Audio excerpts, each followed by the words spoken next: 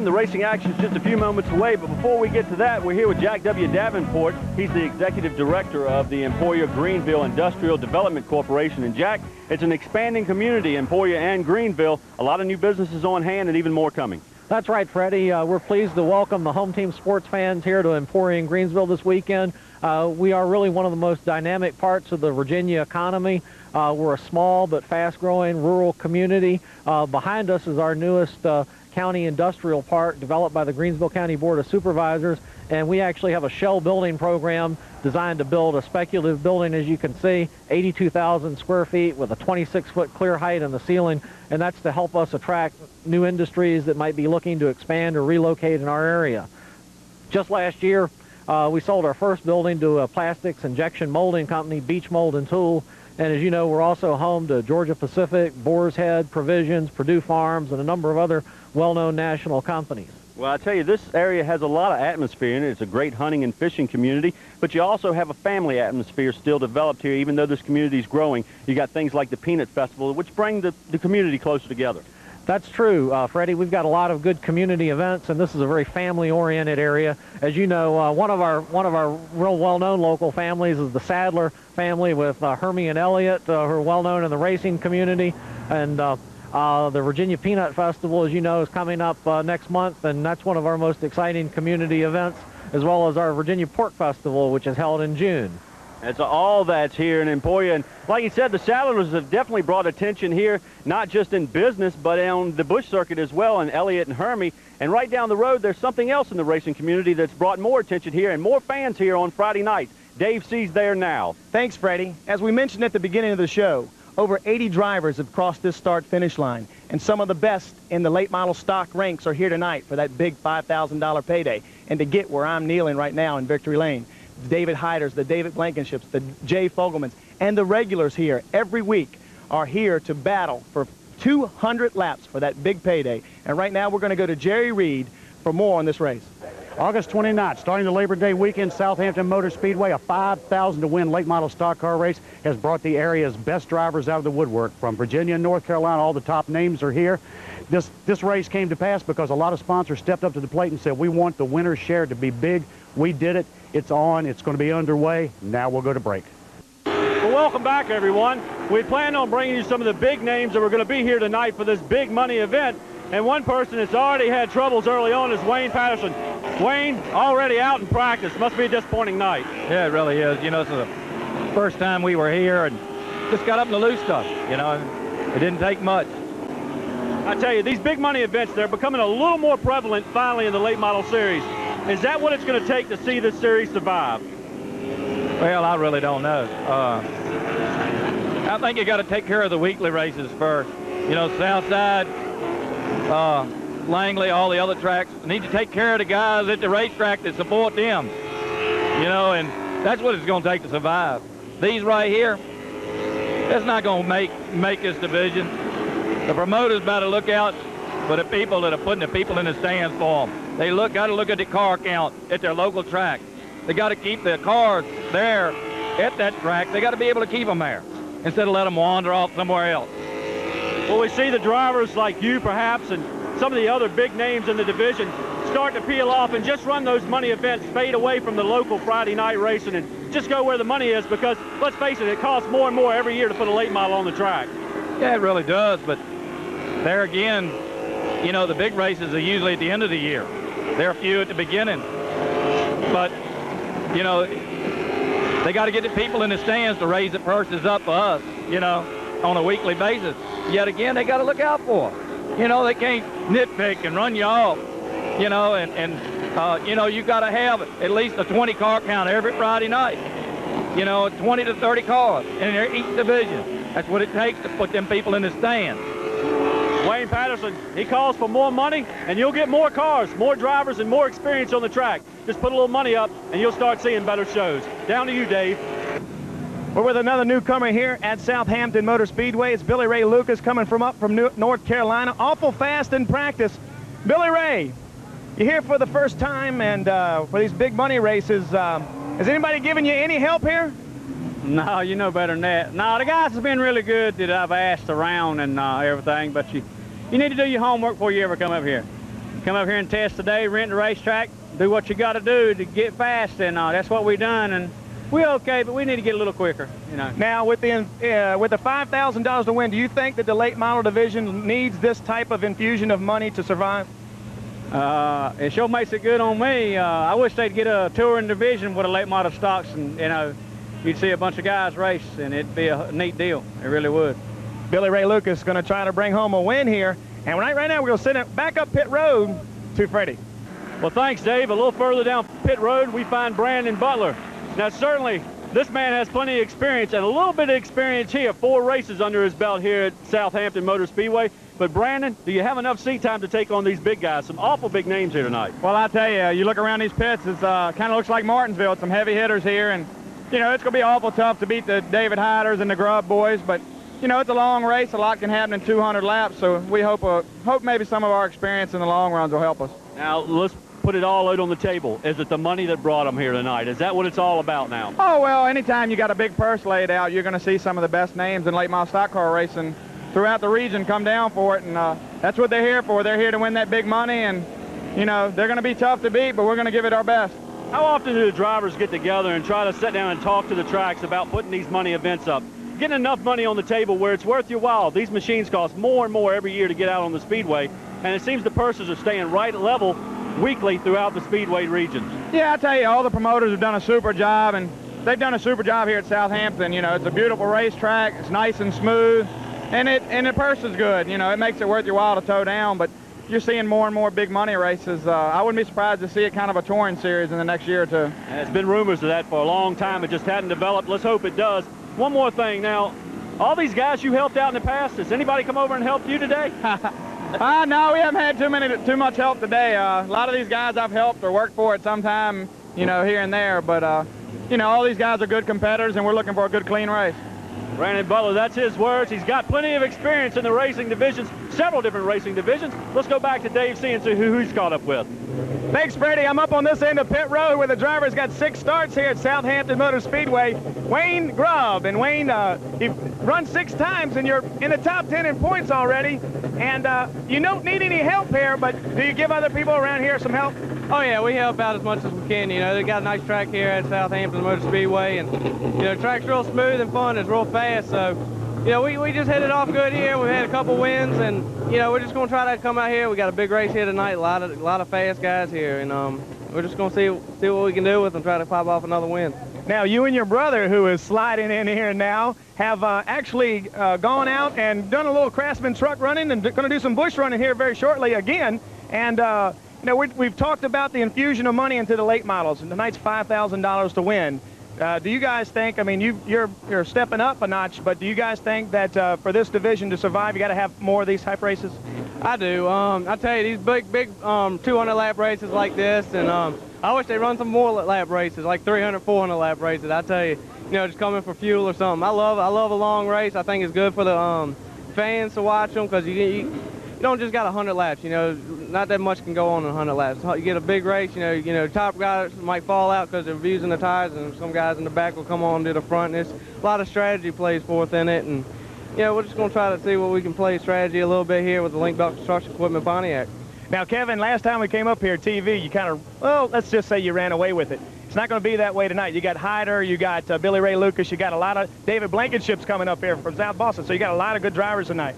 I tell you, we made a real good run last time y'all were here, and hope to do it again, to tell you the truth. We might have stunk it up a little bit, but I like to do it again. And talk about the longer races and bigger money races. I think it's important, because you get more and more guys every year that are getting out of the points race and getting more involved in traveling around and just chasing the big races, like me and my brother have been doing this year, and also David Hyder. He does that every year, and yeah, it's a lot. It makes your bills a lot easier to pay. I tell you, when you can go to a bigger race and win it or run good in it, because the weekly tracks just aren't paying enough money right now. And when you travel around like we've been doing, you're getting more money, and it ends up paying off a lot more in the long run. Well, Kevin and Wayne Grubb would like to finish 1-2. That's the best scenario for these two drivers, and like to swap the lead for the race. We're going to send it back up pit road to Freddie and David Hyder. Well, thanks, Dave. We're down here with David Hyder, who's just come out after a practice run. And Dave, you're certainly a newcomer here, but definitely not a newcomer to the scene. The big money winner at Martinsville. And is that what drew you here tonight, that $5,000 to win? Yeah, we come down here yesterday and tested. The car feels pretty good. We just hope we last there with about 50 to go and see what happens. I tell you, is that what it's going to take these big money races to keep you guys competitive, to keep the competition level up? Yeah, I tell you, the way things are, there's so many good cars and all fast cars nowadays. You just got to sit back there and bide your time and hope you don't get in trouble and be there at the end. Any of these guys giving you a little help being you're a newcomer, or they kind of shying away from the man who took home the big check at Martinsville? Yesterday, whenever we come in and test, there wasn't anybody here, and I tried to find a line, and there last night I finally found the line, and car right now is just a little bit loose. Go tighten it up and race it. Well, David Hyder, he's going to prepare for battle. He'll be doing that in just a little while. We're going to take a break right now. When we come back, it's going to be racing action from Southampton Motor Speedway. And welcome back to the racing action. You see a packed house here at Southampton Motor Speedway for the Southampton County All-American 200.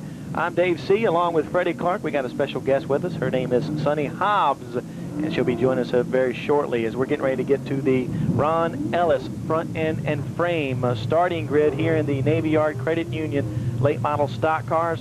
And of course, 33 cars about ready to start this particular race. And we're going to get to the front row. On the front row, the number 55, I have Kevin Grubb out of Mechanicsville Jr., one of the hottest late model drivers around. And to his outside, the 31 of David Blankenship out of Moseley, Virginia. Row number 2, Tommy Cherry out of South Mills, North Carolina. And Kevin's older brother, Wayne Grubb, out of Mechanicsville, Virginia. And in row number 3, you can see the 01 of Philip Morris out of Ruckersville, Virginia. To his outside, the 81, a former Craftsman truck driver, Brandon Butler, out of Haymarket, Virginia. Row number 4 consists of Terry Deese of Oxford, North Carolina, and David Hyder, winner at Martinsville for the big event out of Trinity, North Carolina. And in row number 5, the number 10 of Scott Riggs, a Hooters Pro Cup driver out of Durham, North Carolina. To his outside, the 18 of Glenn Sears out of Apex, North Carolina. Row number 6 consists of Tony Grady out of Raleigh, North Carolina, and the 41 of Jay Fogelman from Durham, North Carolina. And in row number 7, the number 2 of Matt Williams. He's out of Chester, Virginia, and one of the regulars here at Southampton. To his outside, the 05 of Doug Gotze out of Richmond, Virginia. Row number 8, the 15th and 16th starting spot, 43, Big Story out of Franklin, Virginia, familiar name here, and Billy Ray Lucas, number 0 out of Wilson, North Carolina. And in row number 9, to the inside, the number 11 of Jimmy Humlett. He's out of Chesapeake, Virginia, and another one of the dirt drivers on the outside, the 00 of Bert Culpepper. He's out of Chesapeake, Virginia. Row number 10, consisting of the 48 of Sean Beluzzo out of Hampton, Virginia, and the 20th starting spot, Mike Sharon out of Emporia, Virginia. And in row number 11, the points leader here in the number 3 out of Norfolk, Virginia. That's Phil Warren in a special car tonight. And to his outside, the 29 of Terry Harris out of Newport News, Virginia. 12th row will be consisting of Tom Elliott out of Roanoke Rapids, North Carolina, and Greg Stewart from Four Oaks, North Carolina. And row 13, to the inside, the 02 in that ride tonight, Chuck Gardner out of Franklin, Virginia. To the outside, the elder statesman of the late models here, the 06 of Buck Gotze out of Richmond. Row number 14 is Henry Jones of Grafton, Virginia, and the number 19 of Bubba Johnston out of Chesapeake, Virginia. And in row number 15, it's the 16 of Robert Marshall. He's out of Richmond, Virginia. To his outside, the 67 out of Poquoson, Virginia. That's Craig Eastep. Row number 16 is going to be Glenn Hawkins, the number 24 out of Emporia, Virginia, hometown boy, and the 17 of Jeff Oakley out of Sandston, Virginia. And rounding out our 33 car field, the 08 out of Broadway, North Carolina, Tom Ushery. And of course, our special guest tonight knows Tom Ushery very well. He is one of those Pro Cup drivers. And we have in-car cameras for you. The Casey's Franklin Auto Mall. That's Vic Story. He's starting 15th. And we'll get a look from him. As well as we have another one of the in-car cameras. And we'll go to it very shortly. That'll be carried by Sean Beluzzo tonight. And ought to get some great shots out of these cameras, Dave. 33 car field, ought to be plenty of action for them to pick up. And You know, when you got this tight of a field and they're going to be starting the lap cars down to the inside, just like you'd see in Winston Cup, that could pertain to some pretty interesting racing, and we'll look forward to that. And it's going to make it so that the leaders can't get away very quickly. And Sonny, sitting from this angle and looking at the screen and looking out the front of a late model, this is something that you'd like to do. You're in a Pro Cup truck right now. And say hi to everybody. Hi, everybody. Yeah, I certainly would like to be in this race right now, but I'm driving the Pro Truck, and that's what we chose to do this season. And it's a lot similar to a late model, and of course the view from the windshield is the same. Well, the lights are out on the pace car. We're getting ready to go green flag racing here, and it'll be up to the flagman to get this one going. Kevin Grubb and David Blankenship on the front row. They'll lead them down into turn number 1. Field works off turn number 4 to the stripe. Green flag goes in the air. We're off and underway, and the man waving the flag, the chief starter, Jeff Bowen, gives him the green. We're off and underway, and quickly Grubb jumps out front. Kevin Grubb in the number 55 machine. Blankenship will fall in line second. Well, Tommy Cherry battling now with Wayne Grubb for 3rd and 4th, but it looks like he is going to fall back to 4th as Wayne Grubb on the outside. That's probably the better line around this track. Sonny, you should know more than anyone. What is the best line around this track? You raced the Pro Cup truck here. Well, it depends on the setup of your car that night, but, you know, 1 and 2 is a much more difficult turns than 3 and 4 are here. If you watch Kevin Grubb as he goes through that corner, he's doing it just about perfect. Well, he's getting plenty of company right now, plenty of pressure from David Blankenship. Blankenship, a little tag to the rear deck. They're trying to loosen him up a bit.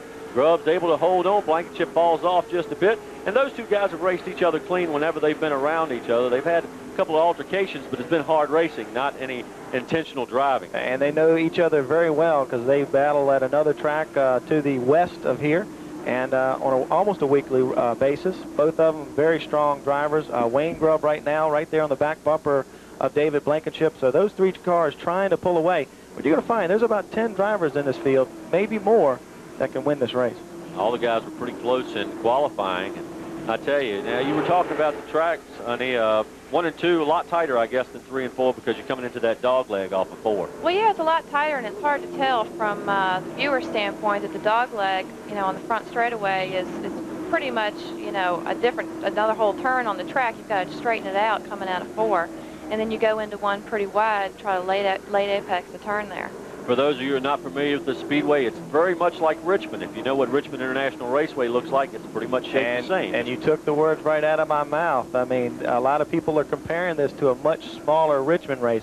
As we say, see David Hyder and Tommy Cherry now, as Tommy Cherry seems to be falling back in the field. Brandon Butler's been able to get by him. Looks like Hyder's going to make the pass coming out of turn 4. And we talked about Hyder, always a serious threat whenever he shows up. Big money winner at Martinsville in the spring, picking up $25,000 for the win there, and he's after the $5,000, a little over $5,000 put up tonight for the purse. Yeah, and I tell you what, a lot of people came on board to make this a $5,000 to win race, and we're going to get into that a little bit later. But I tell you what, Kevin Grubb right now looks like he has the upper hand. They're working around some of the, some traffic. I take that back. That's Philip Morris in that Burger King Monte Carlo. He's pulling up on the back bumper of Wayne Grubb. I think the upper hand Kevin might have is a little help from his brother Wayne. He was back there putting pressure on Blankenship. Got him a little bit loose going into turn number 3, and that caused him to have to back out the throttle just a bit, and that's all Kevin Grubb needed to pick up about a 3-car length advantage. Top 4 still breaking away from the field. It was the top 3, but now Philip Morris coming in to join him. That's the number 01 Burger King machine. And it's going to be Kevin Grubb. It's going to be David Blankenship, Wayne Grubb, Philip Morris, and then it's Brandon Butler. He's in the 5th spot. He's been here several times, and he knows his way around this track. They say this is a very super fast track because it's very smooth. Yes, it is. About 10 laps into the event, and it's still Kevin Grubb showing the way. Blankenship setting back about 3 car lengths with plenty of company. And further back in the field, there you see David Hyder on the move. He's working on Butler.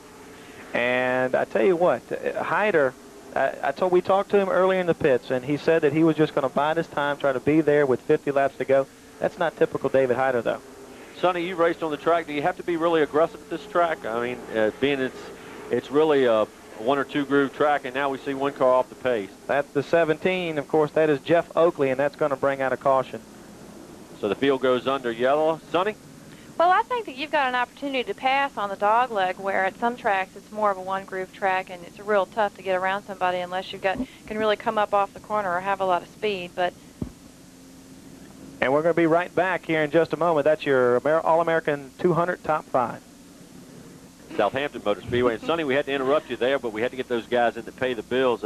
You were telling us you need to be a little aggressive on this track, but you got a little more time in this 200-lap race. Well, yeah, this is a special race being a 200-lapper, and I think a lot of the drivers out here are real veterans, smart drivers, are thinking while they're out there, and are trying to bide their time, want to be there at the end of the race, and just want to stay up front until it gets to that point.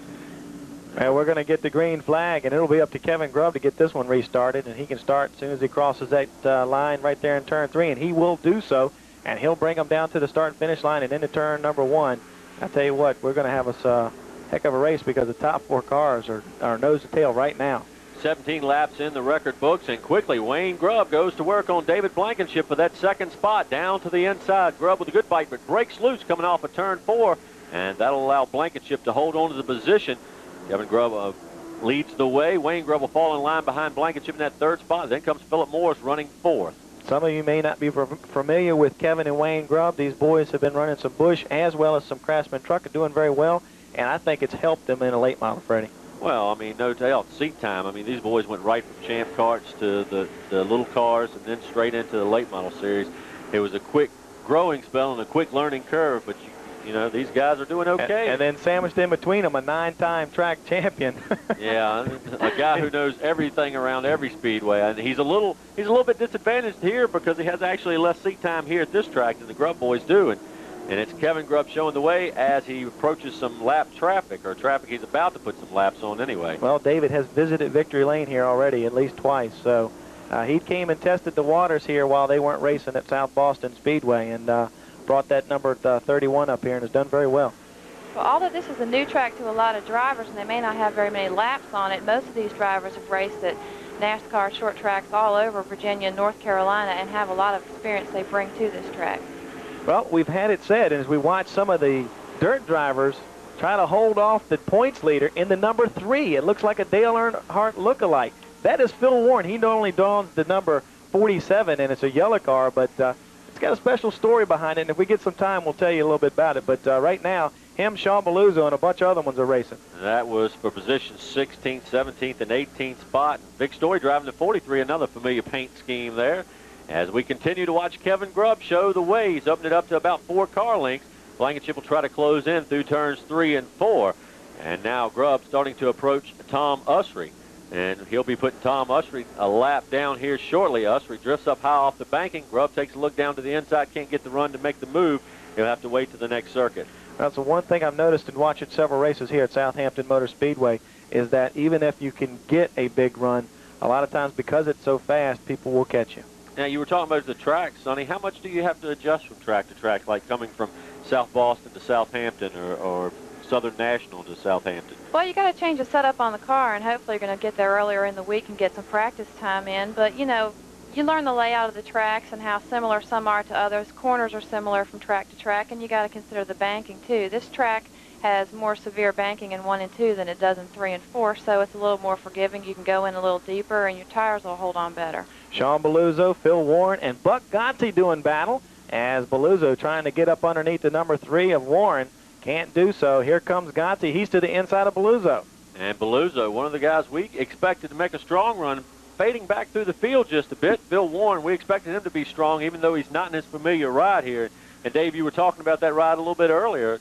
Pretty interesting deal there. Everybody says he's been a little rough this year, so he's decided he'd don the black and silver paint of the Intimidator. Kevin Grubb going to the inside of Glenn Hawkins, put that machine a lap down. Blankenship has closed the gap as they work this race traffic. And Blankenship now right on the rear deck of Kevin Grubb once again. Wayne Grubb back about 3 car lengths. And Philip Morris trying to follow Wayne Grubb through this lap traffic.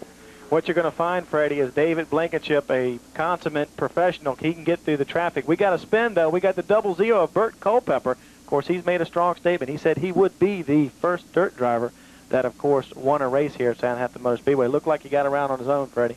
Yeah, I couldn't exactly see what happened there, but don't see any heavy damage to the car. He'll probably be able to fire it up and continue on his way. And, Dave, you were telling me about something special you got lined up. Yeah, we have us a special, and it's coming up here in just a moment. Something that y'all didn't even know about. Trick us again, Dave.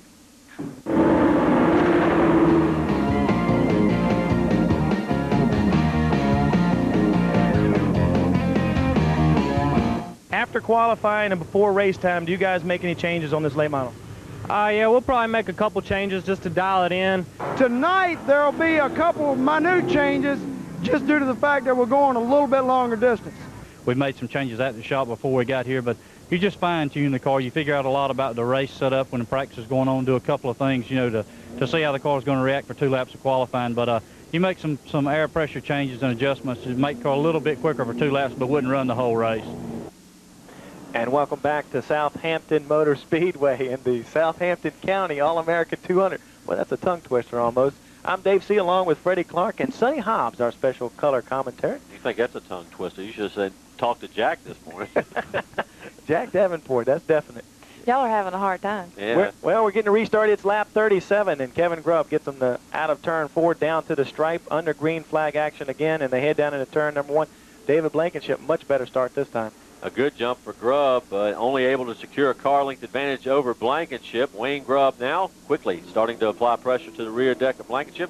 Philip Morris hung up in some of that lap traffic. Like we said, lap cars starting down to the inside, which is going to complicate things just a little bit. Top 2 or 3 may break away, but the rest of these guys are going to have to battle with that lap traffic. As you see, Philip Morris having his troubles right now trying to work his way through. And David Hyder splitting Glenn Hawkins and Tom Usry. And as he's trying to, and we have a spin, and it looks like it's going to be the number 1 of Tony Grady. And he'll loop it on the backstretch, able to fire it up and continue on his way, but looks like he's got some kind of problems there. He may have had a little help, a little rub in there. Yeah, got some damage to that machine, a little sheet metal damage, and Sonny looks like he's dragging a tire. But Yeah, I think he's got a cut tire comes in, I think. Yeah. We're going to go to a break. We'll be back with more from Southampton Motor Speedway. And welcome back to Southampton Motor Speedway. You see Tony Grady's crew working on his machine. Looks like they're putting a brand new left front tire on, pulling a little sheet metal away from that altercation, and they're beating on that car a little bit. And right now, let's go to some highlights from the Bobby's Muffler and Firestone Limited Stock division here at Southampton Motor Speedway. And this division always puts on a great show. It's some good hard racing. And these cars, Sonny, you kind of know. You've been down in this field before. Yeah, but, I started off in the Charger class. Yeah, and these guys really are fighting a loose ride. That's what this division's all about. And in that highlight, this is the hottest driver out here, Cliff McDaniel, put little sparks there. He was really hot there, you know. Now, these cars are a handful. They're really tough to drive because they are stock. Is it something good to learn in? Oh, yeah, I think it's a good division to start off in. Bud Kinney had a little tough time, and, of course, you see the caution out. And they come back to racing. Of course, Mark Wirtz, the winningest driver this year, out front and stayed there. They started by points tonight due to the number of late models that had to qualify. It was a good race, and I tell you what, Wirtz hard to beat here. He's really Michael tough. Greathouse put up a fight as they roll into. He rolls into the victory lane. Mark Wirtz, come on out of there, man. I want to tell you that was a drive. Michael Greathouse all over your bumper. Your 10th win. You're the man. Come on out. Climb out while you're talking. Wave to the fans, man. What a job, baby. How did you manage to do it? Man, I'll tell you what, all I can say is the good Lord's on my side tonight. Right, it's not just a good Lord. You came out here and got 2 tires at practice night, and then you came back and got 2 more. Evidently, you found the setup. Well, Wednesday night was bad. I come out here, I blow my motor up, stayed up till 4 o'clock in the morning. Friends back home, Paul Luton, Bo Broyles, everybody back at Ross Auto Parts. All right. Yeah. Mark Wirtz, obviously a very emotional winner's circle for him in the limited stock division with his 10th win. Look at that man go. So, congratulations going out to Mark Wirtz winning the limited stock division. Mike Greathouse finished 2nd. Dwayne Van Tessel, best I can pronounce it, finished 3rd. 4th was Jerry Collier, and 5th was Tommy Pittman. And right off the bat, Kevin Grubb gets a good jump on David Blankenship as they work their way around Tom Usry and Glenn Hawkins, as well as Wayne Grubb now to trying to get into the frame, pull up back on the bumper of David Blankenship. Let's go in-car up in the upper right-hand corner. This is Vic Story in the Casey's Franklin Auto Mall in-car camera. Let's kind of watch both actions. Yeah, trying to fight his way through the field. He's stuck about mid-pack right now, about the 15th, 16th spot, trying to work his way up through, and some heavy traffic there lying just ahead of him. That's Mike Sheeran in front of him. And we've got about 45 laps up on the scoreboard, and now we see Wayne Grubb there trying to work his way around, kind of hidden behind their in-car picture. Wayne Grubb working his way to the outside of the 00 of Burt Culpepper. And I tell you what you couldn't see in that in-car camera is Mike Sharon got awful loose, and Big Story nailed him. No, Big Story getting a little piece of Sharon, and they are... like they haven't done that before. Yeah, they've been here plenty of times. Two guys that are really familiar with this track when it was in the dirt days, and been on it ever since they changed it over to asphalt at the beginning of 1997. There you were seeing David Hyder. Looks like David Blankenship is starting to reel in our leader, Kevin Grubb, as they head down into turn number 1. And I tell you what, they pulled away a little bit from Wayne Grubb. Well, this time Blankenship's been able to stay with him. The last couple of times, not until Grubb caught the traffic did Blankenship close back in. He'd stay about 3 car lengths off. So we'll see if Blankenship's just going up there to test the waters right now to see if he has anything for Grubb. And he'll save it for later. David's a cagey old veteran there. He's not going to use up everything he's got right off the bat. Oh, he's going to like you calling him an old veteran. Well, hey, older than I am anyway. Tommy Cherry working his way around the outside of Glenn Hawkins, who is one of the regulars here. He's already a lap down or more. And behind him, Terry Deese. And it looks like the number 41 of Jay Fogelman coming back to life. Now, Fogelman's another one. We expect it to be a lot stronger, and we got one car with a problem. That's the number 02, Chuck Gardner. And he's got a right front down. He'll head down to pit road for the attention of his crew. And we're going to have to send our pit reporter, Jerry Reed, down there to see exactly what's going on as Gardner rolls on to pit road and into the attention of his crew. Well, that car is handled by, was handled by Rodney Brickhouse.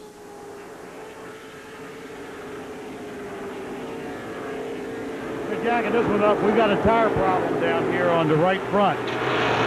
Obviously, you can see they're changing the right front tire on the Chuck Gardner-driven 02 car. This is the second tire deflation that we have seen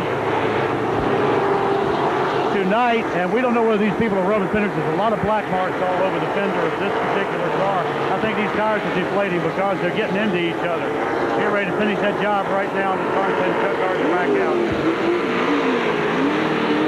Gardner off and on his way. 47 laps complete in this 200-lap event. Right now, watching Phil Warren trying to work his way through the field. Warren been struggling just a bit. He might have mistakenly put that 3 on there because that car hadn't ran well in the Winston Cup this year. And right now, Phil Warren's having problems tonight. He's not as strong as he has been. And just behind him is the 06 of Buck Godsey. He's normally a better runner here at Southampton Motor Speedway. As they're working their way through the field, though, they've got to go around the lap traffic just as well as the leaders do, probably even more.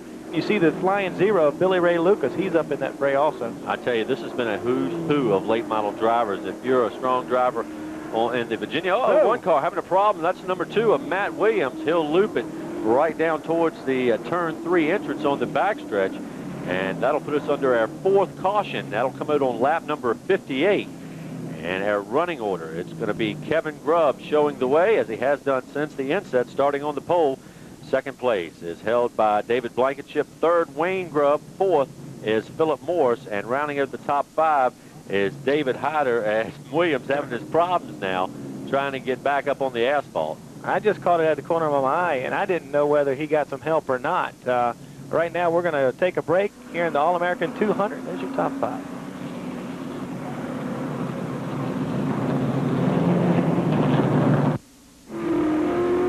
And we're back, and we're in the Precon Construction Company in-car camera. We're going to take a look at how this happened in real time here. And you see Matt Williams right there to your left of the screen going spinning, and I think you got a little help there, Freddie. Yeah, just a little touch from the rear, but I don't think it was intentional. There was just a lot of hard racing going on up there, and it looked like he might have overcorrected just a bit and ended up losing it. That's not hard to do. I've done that myself. And in slow motion now, we see that it looks like Glenn Sears.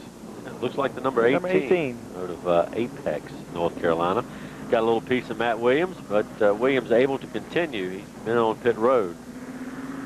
Continues to have his problems here at Southampton. I tell you, he's had some good runs here and just had bad luck, misfortune strike him at some of the worst possible times. Well, Craig Estep as well as Terry Harris on pit road as we're getting ready to go back to green flag racing. Of course, there's Terry Harris in the number 20. Jimmy Humlet in the pit area. And already parked tonight and had a tough night was the number 10 as they're talking to Tony Grady. Yeah, looks like Tony Grady out there. Having a little confrontation with the officials. And they're not NASCAR officials. This is considered an outlawed track. We call it that. It's independent asphalt track. Well, outlaw just means, hey, it's not sanctioned by anybody. And I tell you, they deserve a sanction, and they've done a lot of work down here. It's a really nice facility. It's a well-run track, and they sure have attracted a lot of top-notch drivers here. And there were a lot of people that thought that maybe you wouldn't get a regular field of late models here. And I tell you what, they've probably averaged somewhere around 20 to 24 cars every week. And that's what a late model driver looks for, is competition. You want to go where there's good competition so you can hone your own skills and move your way up. We're playing leapfrog here. Tony Grady wants to be in front of Matt Williams, and Matt Williams wants to be in front of Tony Grady. They're getting the 1-to-go signal. The lights are out on the pace car. And they're switching again. I tell you, these guys are having a good time just trying to decide who's going to start inside of Kevin Grubb, and he's been in that #1 spot since the beginning. We're going to get the green flag coming back out on lap number 63. I don't know if the drivers didn't want it this way, but I think that this has made a good race so far. I think so, too, because some of these drivers that have had some misfortune earlier on in the race are still running really strong and really fast and can keep up with the front runners. Green flag goes back out in the air, and something we might not have mentioned during the race itself, they will be stopping this field at halfway, and they'll have about 5 minutes to make some changes on the cars. Right now, it's Kevin Grubb getting a good jump again. Once he's able to clear that lap traffic, he can put a little ground on David Blankenship. Blankenship has to deal with Grady. And Grady, you know, he's come back out, put that new tire on. He's just about as fast as the leaders, as he qualified up front anyway. So him, David Blankenship and Wayne Grubb, well, got a little loose coming out of that second corner there. And I tell you, he did the wise thing. He pulled it down and tried to get away from those leaders. He didn't want to take any of those guys running for position. As I say that, he gets involved with a little paint rub there with the number 01 of Philip Morse. And he got loose coming off too. And Philip Morse reminded him of that, it looked like. I tell you, he's got a problem. Something else is wrong. He's either bent something on that or possibly has a shock broken or something. The car is just not setting right in the turn. And we're taking a look at some of the problems that some of the leaders are having. Some of the back markers, of course, that's Tom Usher. That's David Hyder, and gave him a little bit of a tap. The number 8, and then comes the 81 of Butler, Brandon Butler. They were able to clear that, but that's just short track racing, a little contact here and there, right, Sonny? Yeah, and Tom Usher is normally a front runner. He's just having some problems tonight. And I tell you what, today, Kevin Grubb won the Shooter's Pole Award, the $50 extra little bit of money in his pocket. And of course, we got the Halfway Award. That's also sponsored by Shooters, and it's up to $350 already.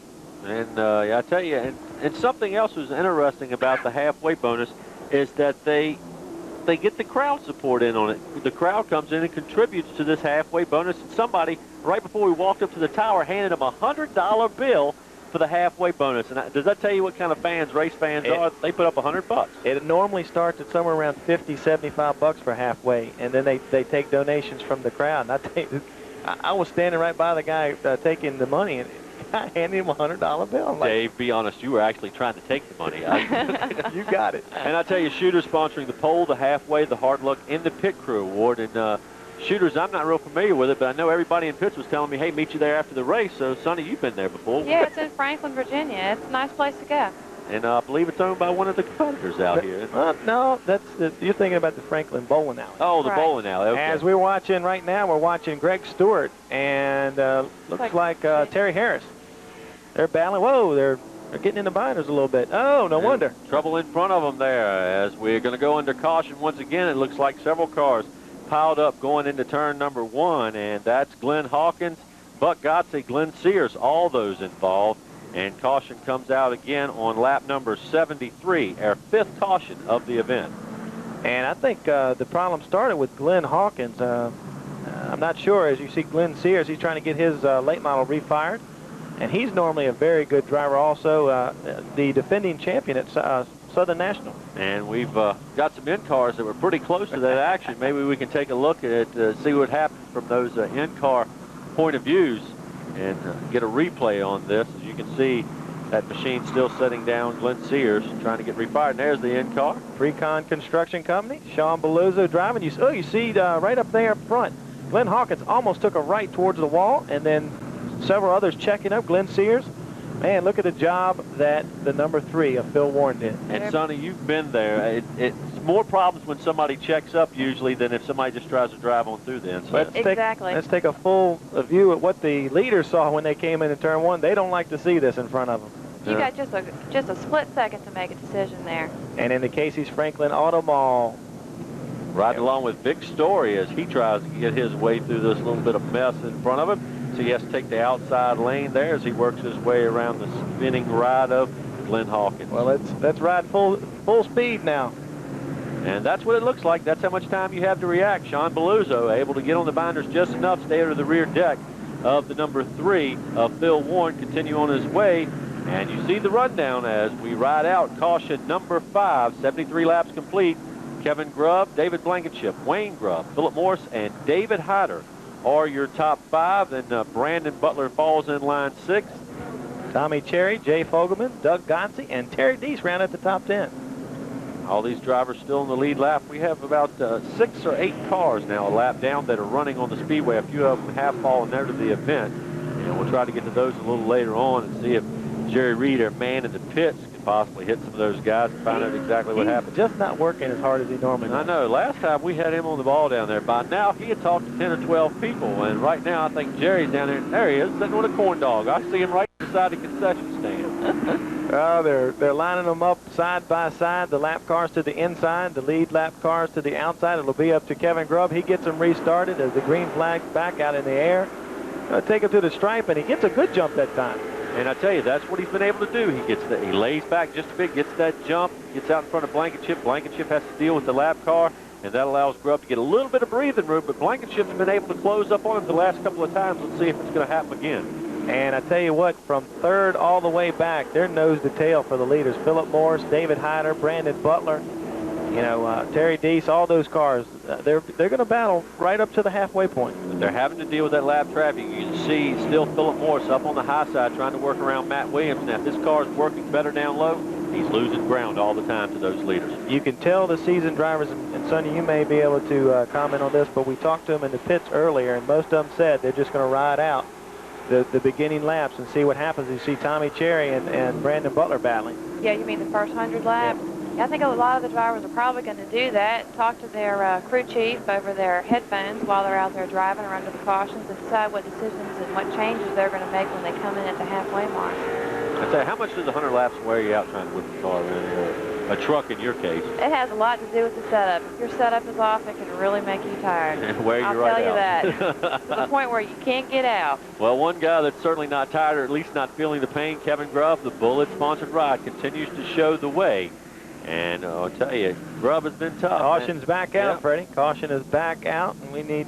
He's hiding over there behind the guardrail. Yeah. It's the 08 of Tom Usry out of Broadway, North Carolina. And that's our 6th caution of the event. So it looked like we were going to start off pretty clean. We had a good start to this event, but now we've got 6 cautions under the belt as we work just short of our halfway point. Well, about 18, 19 laps short, I should say, but we're quickly approaching it. Tom Usry bringing out caution number 6. This is when a lot of the drivers' tires are going away and their handling problems are being compounded by that, and they just, sometimes these things, they end up getting a little bit squirrely when they didn't expect it to. Well, I do believe that they can change 2 tires during the halfway break.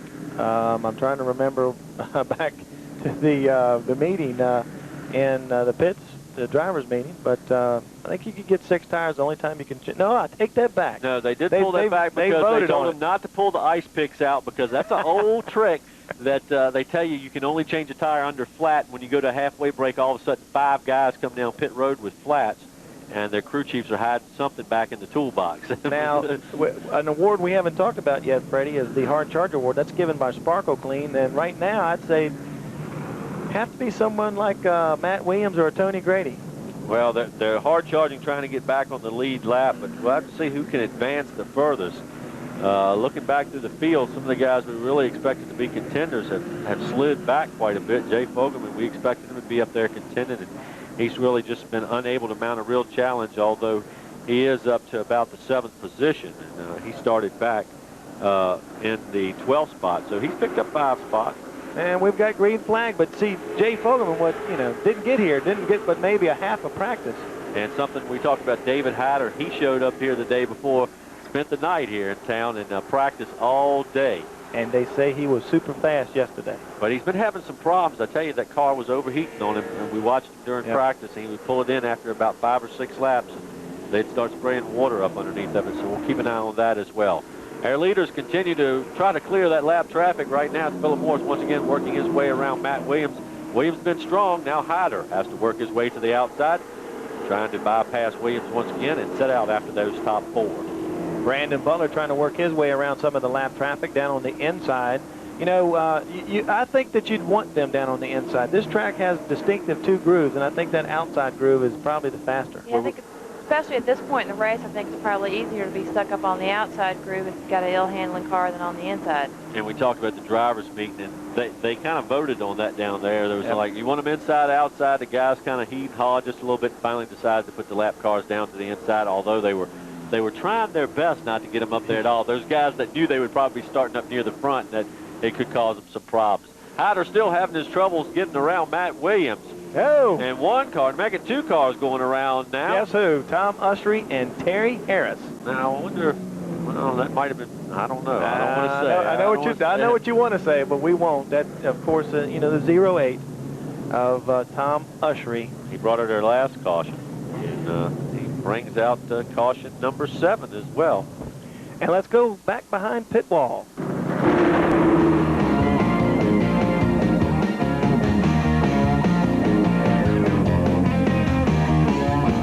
Other than yourself, who's the best late model driver here? David Hyder.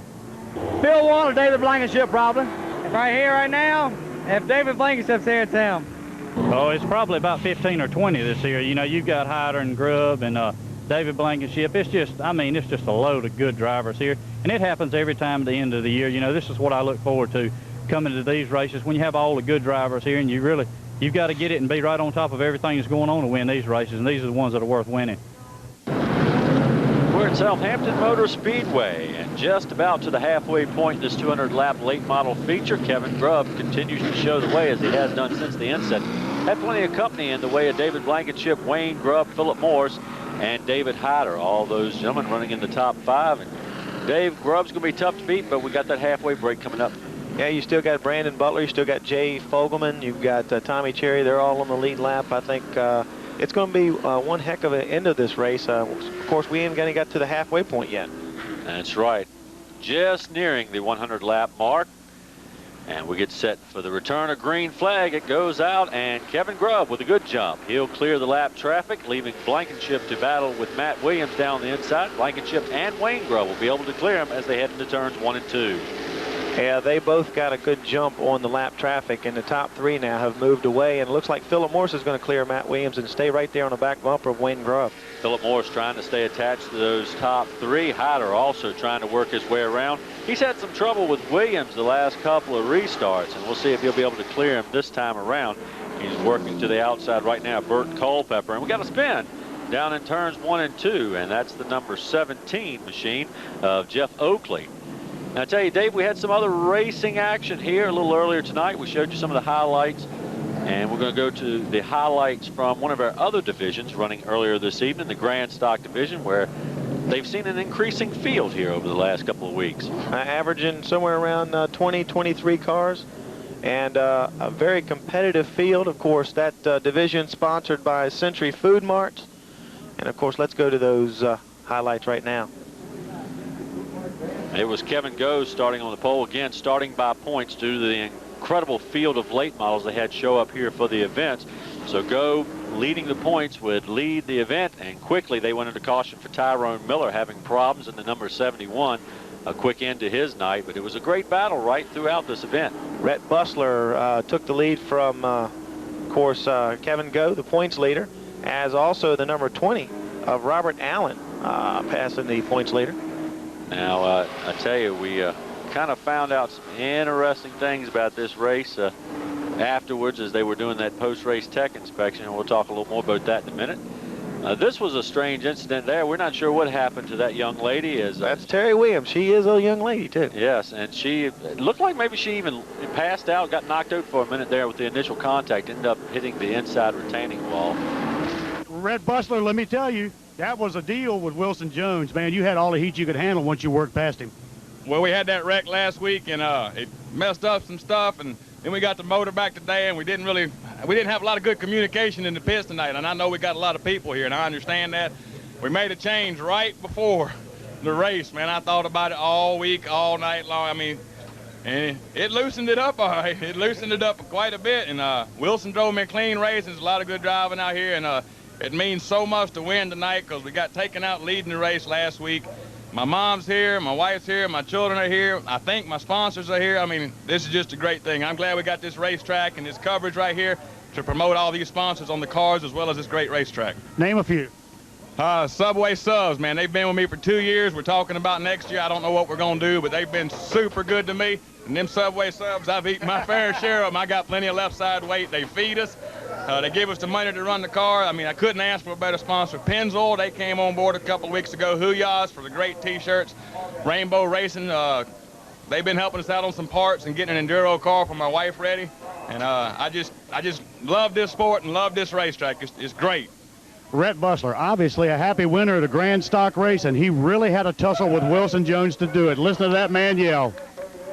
Well, Rhett Bussler bringing home a win. Wilson Jones, Robert Allen, Herbie Williams, and Bill McGonigal rounding out the top 5 in the Century Food Mart's Grand Stocks. And our man Jerry Reed down in the pits taking care of all the business for us. We're going to the halfway point. We're halfway down, finished under caution due to the incident involving the number 17 there, Jeff Oakley. And we'll see our lead contingent file down pit road. They'll have about 5 minutes to make adjustments on these cars. They can change basically just about anything in the air pressure, you know, put spring rubbers in if they need to and such. And Sonny, what would you actually focus on in something like this? Do you basically just go with the air pressure adjustment at this point? Yeah, or a track bar adjustment, something that's a smaller adjustment like that. The guys that are running up front probably just need to either tighten it up a little bit or loosen it up a little bit, and they can do a lot of that with air pressure. Well, in the driver's meeting, they said that they can move the tires around and from one side to the other or front to back. They just can't change a tire. Mm-hmm. Or unless they have a flat, correct? Yeah, but it's a penalty. It's a penalty if you have a flat when you come down pit road. We talked about those hidden ice picks. But also, we need to mention quickly some events coming up. October 4th, the Franklin Fall Festival 250 late model race presented by the Virginia Deer Hunters Association, and a 50-lap modified madness event. And that's going to be a $5,500 to win purse and $2,200 overall in purse and prizes. And also the Taco Bell 300 coming up at Martinsville Speedway October 17th and 18th. Now, Freddie, let's go down to Jerry Reed, and he's going to talk to some of our lead pack drivers. This 200-lap race at the 100-lap break, which ended under yellow, you cannot change tires, but you can do anything else you want to.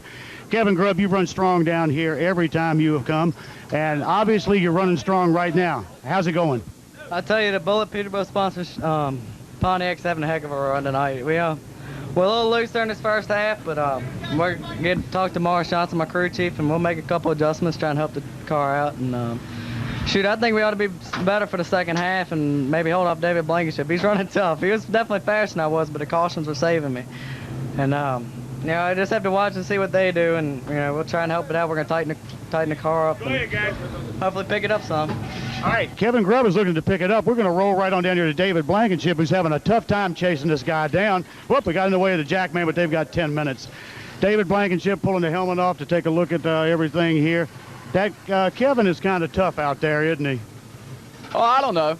Kevin's running all right, but it's a 31 car behind him running pretty good too. All right, what changes are you going to make? You can't change tires, you know that. So what changes are you going to make to maybe get past the kid? Well, we're just going to make a couple slight chassis adjustments. We got a real good car, Wilkinson Wood, Tom's Mini Mart, Simplicity Timber, Wiles 4 finishing car. Pontiac is doing real good, and well, I'm just kind of biding my time, running behind, see where he's a little bit weak at, and I've seen some spots. All right, David Blankenship with 9 track championships. He can find your weakness in a heartbeat, believe me. We're going to go back to Wayne Grubb now. Wayne, 3rd place, and you have definitely made a sandwich out of David Blankenship, so can you get past both of those guys? I tell you, I thought Link Belt Construction Equipment car is running good. We were a little bit loose the first half, but, you know, I think we can tighten it up a little bit. I believe if we could have had a good long run, I could have gotten by both of them probably, but, you know, it's just going to take a little bit of time. We keep having a lot of cautions. Once these guys sort of settle down a little bit and realize it's a 200-lap race, we might be able to do a little bit of racing. Well, you can't change tires. What are you going to do? Is there anything? Are you tight or loose or what? We're a little bit loose right now. We're just going to tighten it up a little bit and make a few adjustments and put a little bit of wedge in it and see what it'll do. All right, there's Wayne Grubb. Now we're going to go back to Philip Morris and have a little chat with him. Oh, Philip Morris is out of his car. There he is. We'll bring him right on around here. Philip, you got some tough competition up front. You got somebody sniffing on your rear bumper that you're familiar with, David Hyder. What can you do? What can you change without changing tires to make it better? The car is perfect. You know, we're just saving our tires. David's looks like he's being pretty sly tonight. He's laying back off of me, and I'm trying to save mine too. And we're going to see how they're going to line us up for the restart. But we're not making any adjustments. The car is really good, and we just, you know, playing it safe, trying to stay away from the lap cars and trying to keep the car safe. Are you telling me that you guys are sandbagging for the last 100 laps? Well, we want to be there for the money laps. Philip Morris may be sandbagging. We're going to try to work past the crew here. Get on back to David Hyder's car. We'll see if we can find David. Whoa, it's busy on pit road. Matt Williams, see you later. He's a lap car. He's a lap car. David, hey, man. The guy up front of you, Mr. David Blankenship and all those folks up there say, and Philip Morris say, you guys may be sandbagging a little bit for the last 50 laps. Is that true? Well, we was running pretty consistent there, but the car started tightening up a little bit, and then we got in that wreck there, and things started running hot. We had to start bearing down a little bit, but we might have something for them if we can get it on back on out there. If you can get it cooled down, what happened in the wreck? Boy got a little bit loose over there, and when he did, I touched him, and it messed the grill of my car up, and I spun him out, so it was just a bad deal. Maybe we can get back going. All right, David Hyder, the guy who won the Martinsville Spring Race, $25,000, still hopes to bring home $5,000 from Southampton Motor Speedway tonight. That's a halfway break, and we've talked to the top 5. Back up to you guys. And thanks, Jerry. We have the Ron Ellis frame and front end. Yeah, well, that's it. Front end incorporated grid, halftime grid, and looks like the crowd has picked to invert the top 6. That's going to put Brandon Butler, David Hyder, Philip Morris, Wayne Grubb in the top 4 spots. And look at where your favorite driver is. Kevin Grubb will go back to 6th starting spot, and he'll have to work his way up through the field. So now Kevin doesn't have the advantage of starting out front, being able to clear that lap traffic right off. He's going to have to work his way through the field, and we'll see if he'll be able to do anything. The rest of our field, the lineup continues on. Our All-American 200 halftime grid. When we come back, more of the All-American 200. Stay with us. And we're getting ready to go back to green flag racing after the halftime break. You see there Brandon Butler. He will sit on the point because of the 6-car invert. David Hyder will start 2nd as he falls in line behind the pace car and Brandon Butler. I tell you, we mentioned the October 4th event here at Southampton Motor Speedway, at Franklin Fall Festival 250 and the Taco Bell 300 in Martinsville. But the late models return to Richmond International Raceway and the U-Crops General Mills Fall 300. That's October 31st and November 1st. 150 laps for the late models and 150 laps for the NASCAR Featherlight Modifieds. Ought to be a great event. And that event for the Modifieds is their season-ending event. Well, that should be exciting. We're back to race out there. Yeah, Mike Stefanik could become a record setter. And we'll talk about that later. Well, we're set for green flag. It quickly comes back out, and Brandon Butler tries to break away. Almost got away from him there coming off turn number 4. Looks like he got the throttle a little hard. Rear end broke out just a bit, but he's able to hold on. David Hyder will fall in line 2nd, set out in the chase after Butler. Whatever Hyder did during halftime looks like it's worked because he's holding right there. Whoa, and the number 2 of Matt Williams goes around. That's going to bring out a caution. And he'll get collected by the number 16, Robert Marshall, also involved all this happening on lap number 107, our 9th caution of the event. Matt Williams and Robert Marshall having a little bit of trouble there, a little meeting of the minds. Looks like Williams might have got a little help, come off the turn, broke loose just a bit, got a tap from the rear, and that's all it takes. Looked like Burt Culpepper. Burt Culpepper got it. Well, that's the call you make. I missed out on that one, Dave. Well, you know, the 00 with the blue top. Okay. You've got it right there regardless. Got one car coming down pit road. That's Chuck Gardner. Yeah. Chuck comes into the attention of the crew. He's had a rough night tonight. Well, he hopped into this ride that used to be piloted by Rodney Brickhouse, one of the dirt drivers here. And a little in-car action as we replay this last lap. See what Vic Story had to go through to get through this mess. You see the car spinning in front of him. And Story continues on his way, able to clear that altercation. Take another look at it here. Williams going down into turn number 3. And yep, you're right, Dave. Just a little tap to the rear. That's all it takes sometimes, just a little tap if you're right on the edge already and you're not on the line you would like to be. Whoa. Well, it looks like Somebody checked up. I believe that was Doug Gotze possibly got the rear end to somebody there. And it looks like he got some heavy front end damage. Yeah, I see him rolling around the track. He's got some damage on that machine. Also involved, almost involved in this, was Kevin Grubb and Jay Fogelman involved in this a little bit. Yeah, they were back here trying to get by that lap traffic. And I tell you, we'll have to take a look and see what's going to happen with Doug Gotze there. He took a nice shot to the nose of his ride. Regardless, it's Brandon Butler showing the way. David Hyder sitting in that second spot. And we'll see if Hyder has anything to show right now. Like I said, a lot of people worried when he showed up down here and took that practice time. And Sonny, we watched these wrecks. You had a pretty bad one here just recently. Everything going okay? Yeah, last weekend we did. It's probably the worst one I've had so far, but those every driver has those, and we'll either put it back together or build a new one, so I'll be back out there. To let you know how tough she is, the driver's seat actually folded completely over, and you were looking straight down at the floorboard. Yeah, they thought I was unconscious, but I just couldn't lift my yourself, head up. couldn't You lift, know, the lift steering up. wheel had come back and my seat had folded down, so I was just staring at my lap. And involved also in that Jesse Bogue and Danny Danny McDonald, McDonald. And yeah. Jesse Bogue broke his arm, I understand. 3 places. Yeah. They kept him overnight. I tell you, I've been in one of those sudden stop incidents, and that night it's usually, you watch me do it, Dave. That night it really wasn't too bad, but that next day is really painful. The next day gets you. But you did it in a mass car. Yeah, well, she was going a little bit faster than I was, but I had less distance to stop. It's scale though, a little mass car. Yep. That person doesn't want you to drive it ever again. I tell you, Dave, really need to talk about the sponsors as we watch that replay once again. Talk about the sponsors involved in tonight's event to get that purse up to $5,000.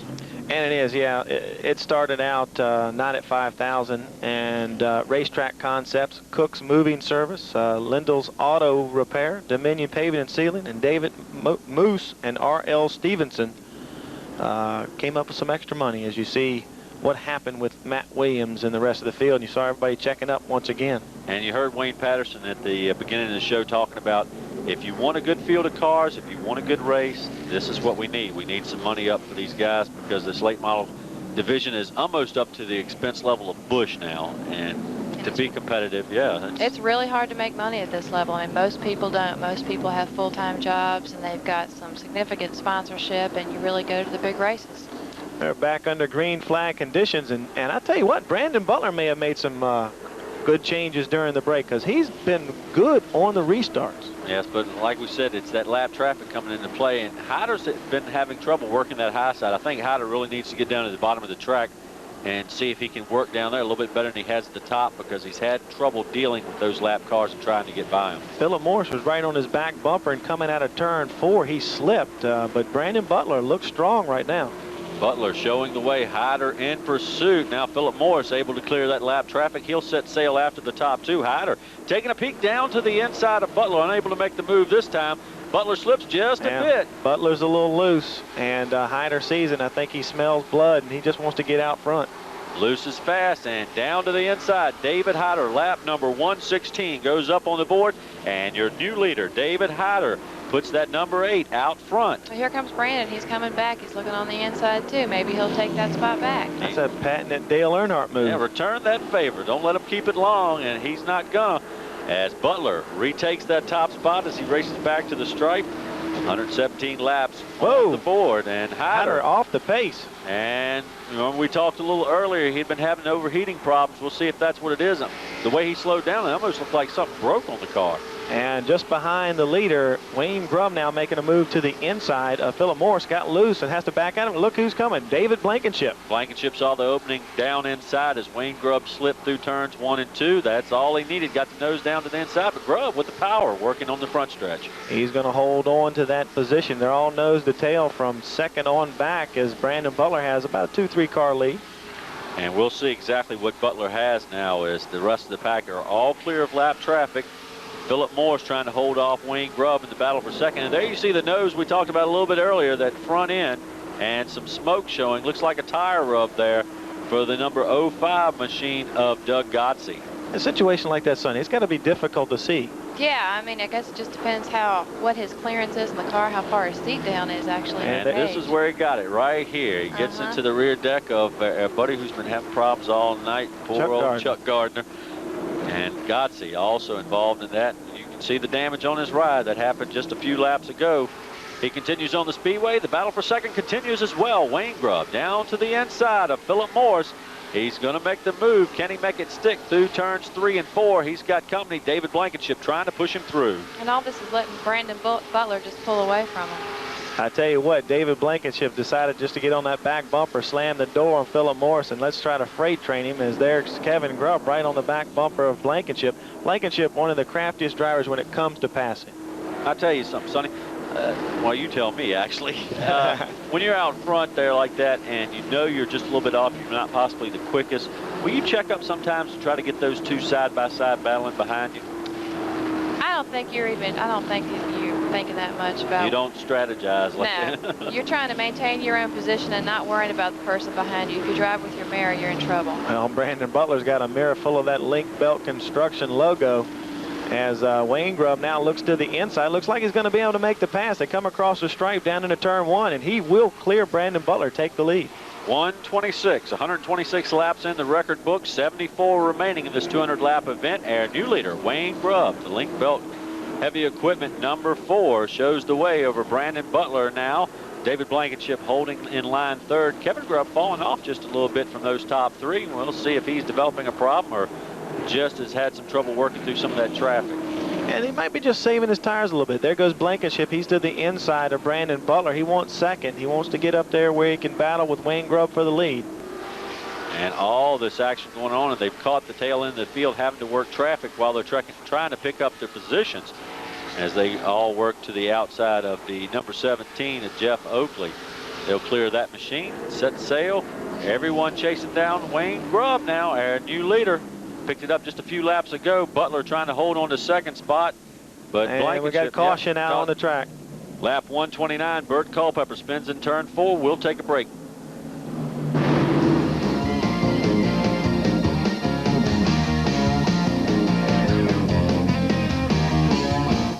Since the beginning of the season, has the track surface changed?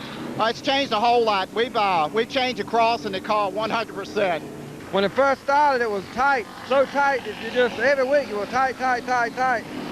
Now every week you're loose, loose, loose, loose. A little bit. I mean, it's gotten a little slower. And welcome back to the Southampton County All-American 200. Top 5 currently: Wayne Grubb, Brandon Butler, David Blankenship, Kevin Grubb, and Philip Morris. And I'll tell you somebody else who's been working their way up, J.A. Fogelman, sitting right back there in line in the 6th spot. 7th, Billy Ray Lucas. He started back in 16th. We go back to Green Flag Racing, and it's Wayne Grubb showing the way. A good jump this time out front, and a little bit of trouble there as the rest of the lead pack try to work lap traffic. That's number 18 down to the inside, Glenn Sears, and he's kind of holding up Butler just a bit. Butler may be holding up the rest of those guys trying to chase down Wayne Grubb. Well, we hate to do it. We have to, Sonny, we understand you have to leave us. Yeah, I've got a jet out of town, but thanks for having me come by. I appreciate it. Well, we enjoyed it. Thanks for sticking it in there with us and kind of keeping us up to date and letting us know a little bit more about these things than we could actually provide for the people. You've got a whole lot more seat time than we do. And we know you got big plans for 98, and I know you don't want to reveal them right yet, but some hopeful things. You want to kind of switch divisions again and possibly grow, make that next step. Yeah, I think we may be doing a little bit of that. After the wreck last week, this is, I guess, the second best thing to driving is watching and sitting up here and having the best seat in the house. So. And we have a little bit of trouble down the track. Glenn Hawkins with very little sheet metal in that car. And that puts us under our 11th caution on lap number 140. Glenn Hawkins and Greg Stewart involved in this one. And Sonny, well, we appreciate you being here with us, and we hope everything comes true for 98, that your plans anyway. I know it's going to take those big sponsorship dollars, and they're getting harder and harder to come by, and hopefully somebody out there will take a look at you and look at your profile, and it's definitely a good one. You've got plenty of seat time. You've been through all kinds of driving schools, and I think it'd be a good deal for somebody to jump on board with you. Well, thanks. That's what we're planning on. That's what every driver wants. So that's what we hope will happen in 98. And thanks for having me. Well, It's never over till it's over. So in the Century Food Mart's Grand Stock feature, the declared winner is now Wilson Jones out of Smithfield, Virginia. Yes, original winner DQ'd, and we'll find out a little more exactly what that was. But Wilson Jones, congratulations to him. Smithfield, Virginia's own, taking his first win. And I tell you what, Freddie, we don't know quite yet what happened in post-race, but he's got to be happy. Hey, you take him any way you can get him, Dave. Yeah, he's second behind Kevin Go in points, and he closed it into about 14 points, I think. And something else we need to talk about real quick, too. You know, you always get to hear about relief drivers for the drivers out on the Speedway, but how about a relief pace car driver? The regular pace car driver, Steve Sales, was feeling a little bit under the weather and from the gas fumes, and he got a little relief here just a few moments ago. Charlie Doyle took over the pace car. He's the pace car driver at Langley Speedway, and he'll be motoring us around for the rest of this event. He's the crew chief of the number 12. I tell you, I was fortunate enough to have Jack Calhoun, Fireball Calhoun, they call him at Richmond International Raceway, take me for a few laps around Richmond, and he was pretty much wide open with it. Green flag comes back out. We're underway, lap number 143 in the record books. It's Wayne Grubb showing the way. And again, he has to work to the outside of the number 18 machine of Glenn Sears, tries to clear that lap machine. And now Brandon Butler will be forced to do the same thing as well. It's Grubb. And once he got past Glenn Sears, he dropped to the bottom of the track, and he's pulling away very quickly. And Butler's still trying to work on him here high on the outside and having his troubles getting by Sears, and that's allowing Wayne Grubb to open up that advantage once again. Butler really having trouble, and now getting pressure from behind. David Blankenship isn't going to make it any easier. No, and neither is Kevin Grubb or Philip Morris. They're right there, and I tell you what, they're getting a little sweaty palms wanting to get past Brandon Butler because they don't want Wayne Grubb to get away too far. Well, if the event continues like it has been, we're probably going to get another caution or two, but if not, then Grubb has already opened up nearly 15, almost 20 car lengths on these guys as they continue to try to work around. Finally, on lap number 147, Butler is able to clear, and as soon as he does, David Blankenship takes a look down to the inside in the battle for second. And Blankenship is going to make the pass for second. And the one thing that these lap cars to the inside has done is it has made these restarts more competitive. Lap number 148, Blankenship takes over that second spot. Now Kevin Grubb goes to work on Butler in that third spot. Grubb trying to work his way back to the point. Remember, he led the entire first half of this event. 6-car invert at the halfway point, put him back to sixth, and he's trying to work his way into third now. He'll be able to do so. Gets down to the inside of Butler, and he'll make the pass working onto the backstretch. Well, we talked about him earlier. Squeaking into the top 5 now is Jay Fogelman, and he is gaining ground on the 4th place Philip Morris. So he could have himself set for a win here. Philip Morris now has to deal with the lap car of Sears and try to work his way around Butler as laps quickly winding down. Just under 50 laps remaining in this event. And we see some good action going on further back as well. Billy Ray Lucas and our old buddy Buck Godsey down there going side by side, door to door. Billy Ray in that flying zero on the outside, and Buck Godsey giving him all he can handle. And we also see some more battles in the back of the pack. That's between the 43 Vic Story, Sean Beluzo, and points leader Phil Warren. And that battle we saw just a moment ago. Oh, a little rub there. Some tire smoke coming off those machines as that number 48 of Beluzo gets into the side of Warren there. And I tell you, they're stacking them up further back. That battle we were talking about just a few moments ago, that was for position between Godsey and Billy Ray Lucas. That was the battle for 6th. Also for position, the 77 of Tom Elliott making the pass on Warren. Tommy Cherry is coming through the field also. I tell you, Phil is just not on tonight. He is really backing up. Well, this is really his backup car. His primary car was wrecked at Langley. And he just wanted to come in, make sure he made the event. He pretty much locked up the points race by just being here tonight. We continue to watch him motor around the Speedway. I tell you, a lot of attention has to go to the staff here at Southampton Motor Speedway. David Atkinson, the owner and president, and Merlin O'Neill Sr., the general manager and promoter. All these guys have really put some time and effort into making this a great speedway for the fans, and a dynamite crowd tonight. I'd say, Dave, it's got to be close to 4,000 people at least here. At least. There were people coming up to us before the race even started asking where can they get a seat. And the best thing we could tell them, well, we've got our seats reserved, and you guys have to do the best you can. Vic Story having some action further back in the field, and now Grubb, after clearing Butler, sets out after Blankenship, and they both trying to chase down Wayne Grubb, who's way out front. Just about checked out on him during all that Almost action. a full straightaway, Freddie. And I tell you what, we should see some more cautions. I'm pretty confident as Sean Beluza and Vic Story start going at it.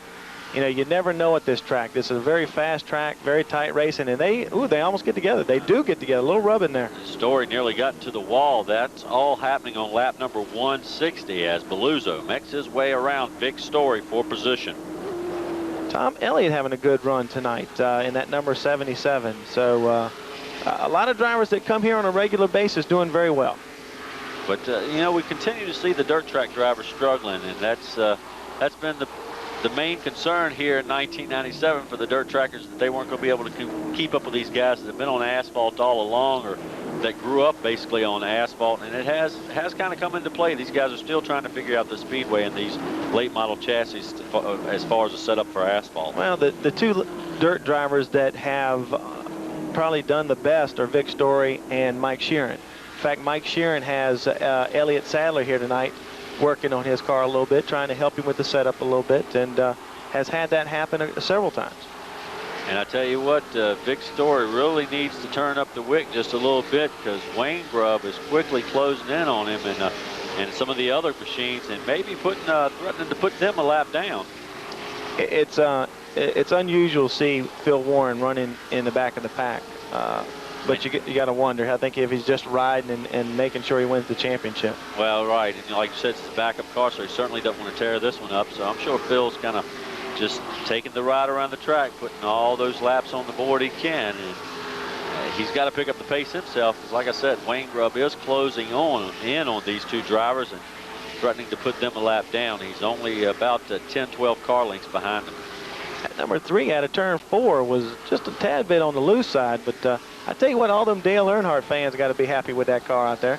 Oh yeah, that black number 3, but unfortunately for the Earnhardt fans, and I have to be one of them, he's running about like Earnhardt has. Then you got a petty car right behind him. That's right.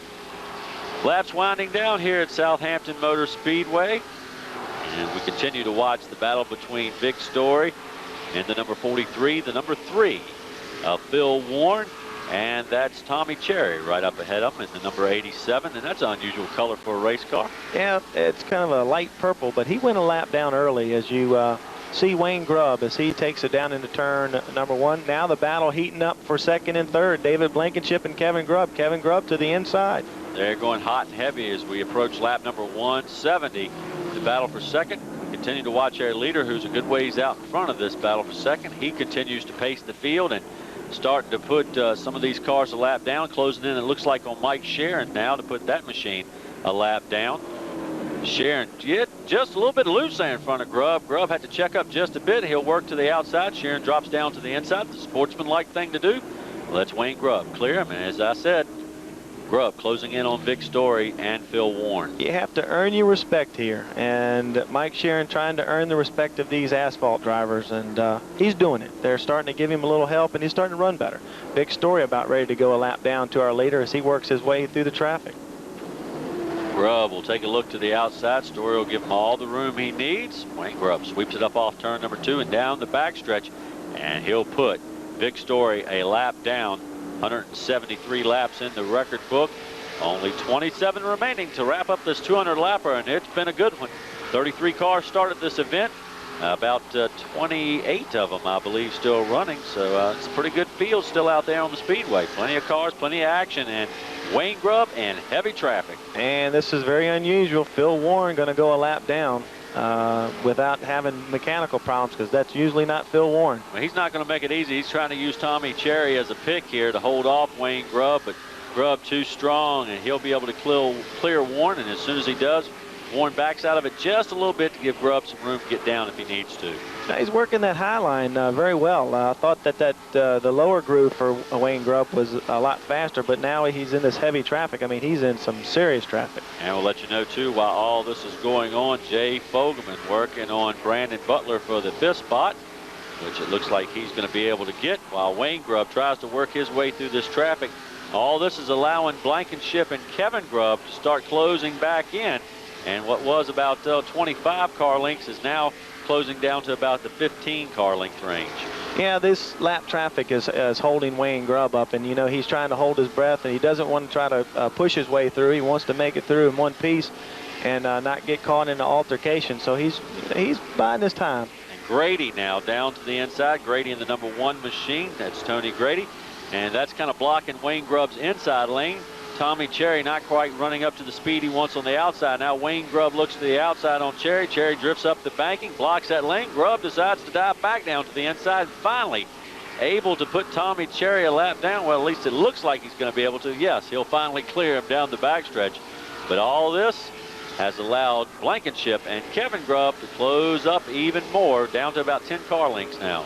Glenn Sears now going another lap down. As you see the battle for second and third as David Blankenship holds on, but by very little as here comes Kevin Grubb looking to the inside again. Those two Pontiacs doing battle, and they're going to continue to do so until they figure, whoa, look at Kevin Grubb hanging it out sideways. Getting it way wild on him there as we just go to lap number 180, 180 laps in the record books, as Blankenship tries to hold off Kevin Grubb in the battle for second, and they both try to close in on Wayne Grubb.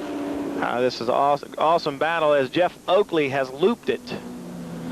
Caution number 12 comes out over the speedway, and the caution will officially fall on lap number 183. It looks like Jeff Oakley spins it in turn number 2. And he's had a rough night tonight. And that is exactly what David Blankenship and Kevin Grubb wanted. This will allow them to close up even more on their leader. Well, right up on the back bumper. That's right. And normally on a late model track, you know, most of the regular events, the lap cars would stay in between them. But now the lap cars go down to the inside, and they'll be able to pull right up on the rear deck of Wayne Grubb. So the advantage he had diminishes within a few seconds. There's your top 5, and we're going to go take another trip behind pit wall.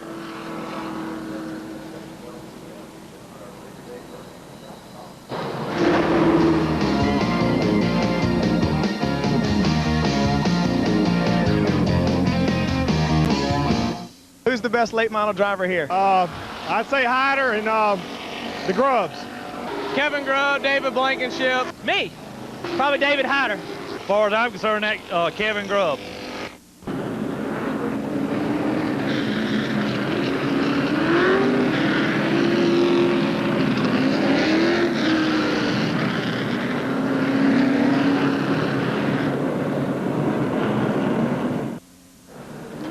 And welcome back. We have the restart here on lap 191 in the Southampton County All-American 200, and Wayne Grubb gets a good jump again. Yeah, a great jump out in front. That's what he needed with just 9 laps remaining in this event. David Blankenship 2 car lengths back in the second spot.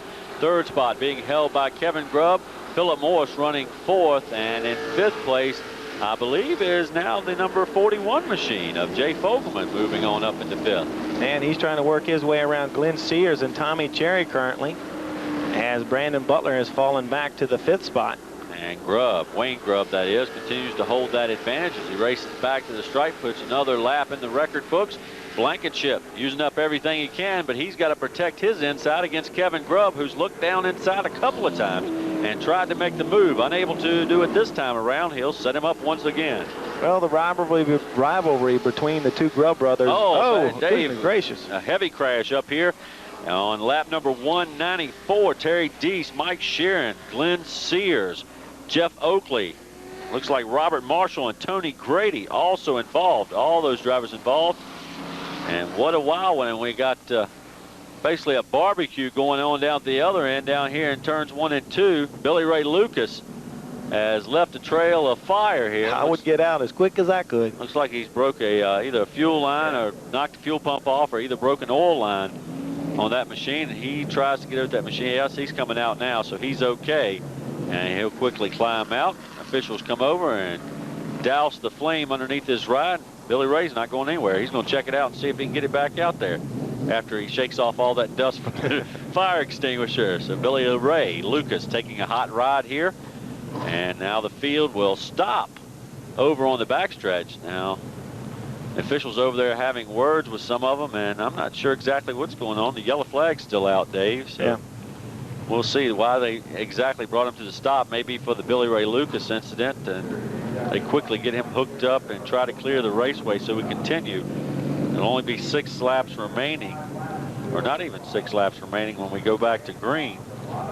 So this is going to be interesting, and see exactly how this is going to play out. Regardless, it's like Billy Ray Lucas's night is over. Yeah, that car pretty much gone. And let's look at it in slow-mo here. Let's see what happened. Oh, Fogelman gets into the rear deck. He'd been trying to work by the number 18 of Sears. And looks like Sears got just a little bit loose. Fogelman tapped him from the rear. Sears sets broadside, which is not where you want to be on a racetrack. And it looks like Phil Warren involved in there, too. Not a lot of damage to his car, but he's stuck in there behind Glenn Sears as he backs it down the track. Yeah, we see Tom Elliott had to do some hard driving there and did a great job clearing that incident. The number 77 of Tom Elliott. There you see the flame once again, a little replay there, the action with Billy Ray Lucas as he has a barbecue in turns 1 and 2. Where are the marshmallows when you need them? I tell you, Billy Ray may not take that too funny, but you got to laugh at it sometimes. He climbs out, and that's the main thing. Oh, you can see the fire up underneath the bottom of the car, the front of the car. Yeah. Looks like it may have been an oil line or something there, but yeah, not much damage to the car physically. Now the field here gets set to refire, and they're going to try to pull away. I tell you, it looks like Wayne Grubb dropping down to the inside there is having a problem. And one car also coming on the pit road. That's Wayne Grubb right there at the mouth of pit road. Yeah, he stopped down there, so we'll just wait and see what's happening with Wayne Grubb. As Blankenship, Kevin Grubb, and now Philip Morris all roll by him. Now Fogelman will roll by, and Wayne Grubb may have a problem down there. Leader, with just a few laps remaining, sets down at the entrance to pit road. And you know, right before that, when they went to this yellow flag stop, Grubb looked like he got a piece of the pace car or something there. I don't know if he didn't know that he was stopping or what. I don't think he was expecting the pace car to stop under yellow. Saw the yellow flag out and the yellow light still on, and let's see if we can get a look at that as Wayne Grubb just barely got the rear end of the pace car. Dale Earnhardt famous for making that move during the pace laps, but Wayne Grubb kind of jumped on the binders just a little bit too late, got to the rear of it. Yeah, we do have a look at it. Let's see exactly what happened here. Everyone kind of checks up as the pace car stops, and yep, Wayne Grubb did get a piece of him. I thought he got him.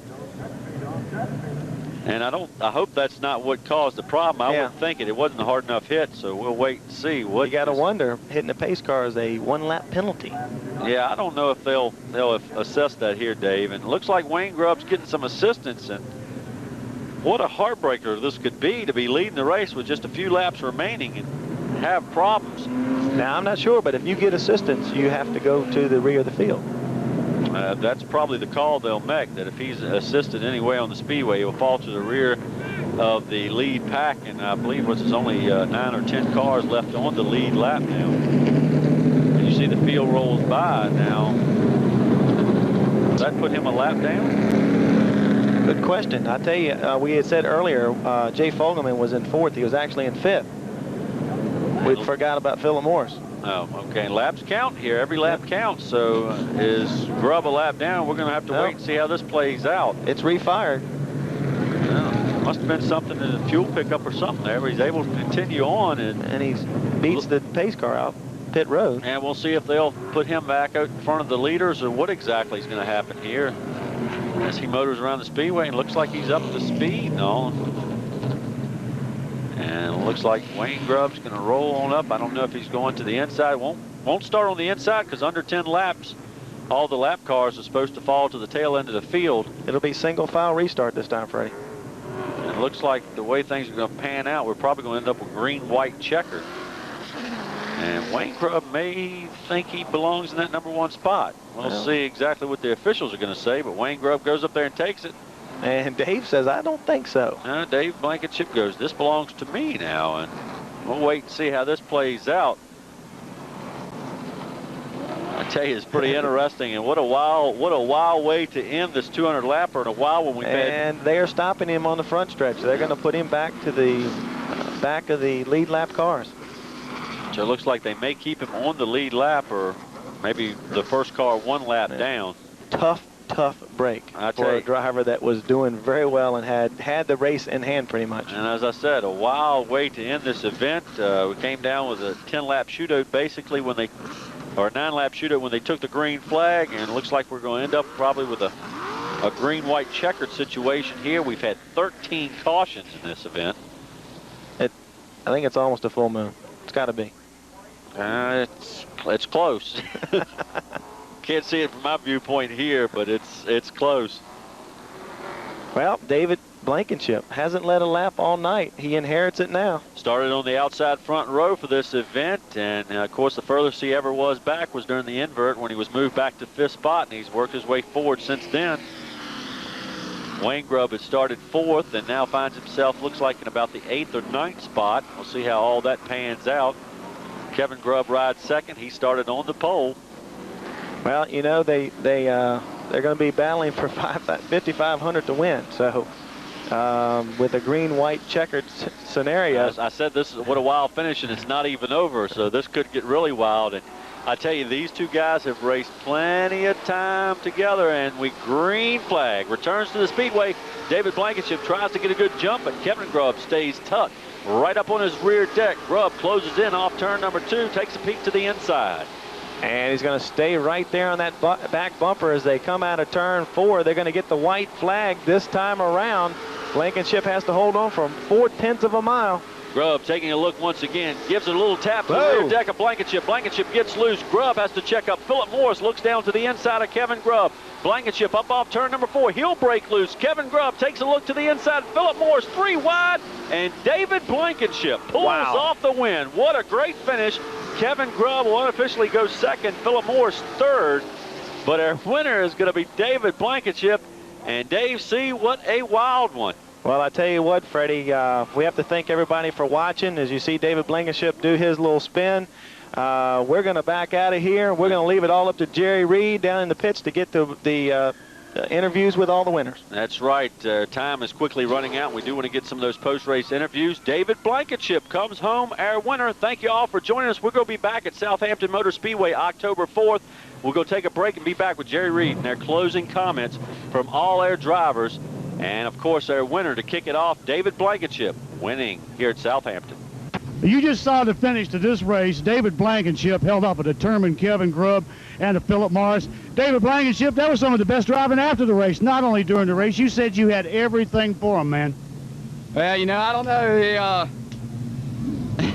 know. Wilkinson Wood, Tom's Mini Mart, Simplicity Timber, Wiles 4 finishing Pontiac just did an excellent job. I don't know what happened to that number 4 car in front of us, but well, he cut off and then they pushed him. He refired and he wanted your spot back, but you wouldn't give it to him. Yeah, well, you know, I knew something happened and he couldn't get back in line, and you know, I don't know if people could have had anything for him or not, but we were running real good, and I'm just tickled to death. I'm happy for my car owner, happy for all the guys that work on this car. We've been struggling all year.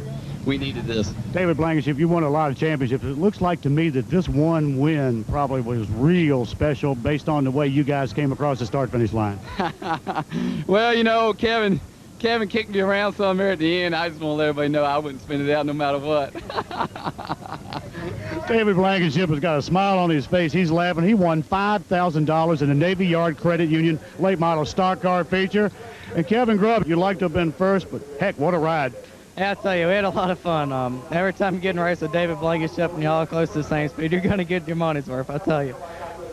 He's a great race car driver. He's been doing it for several years. And, you know, I had fun. We ain't win the race, but, shoot, I had as much fun as some of the races I've won. So, you know, David, he deserved it. He has a good race car, good crew. And, hey, like I said, he's a great race car driver. And I just have to thank Bullets and Peterbilt Trucks for all their help. And, you know, we'll be back again. Philip Morris, that was one of the most exciting finishes for $5,000 we've ever seen. Nobody's fans appreciate it. Navy Yard Credit Union appreciates it, too. They sponsor the division, 360 Communications. You couldn't have done better.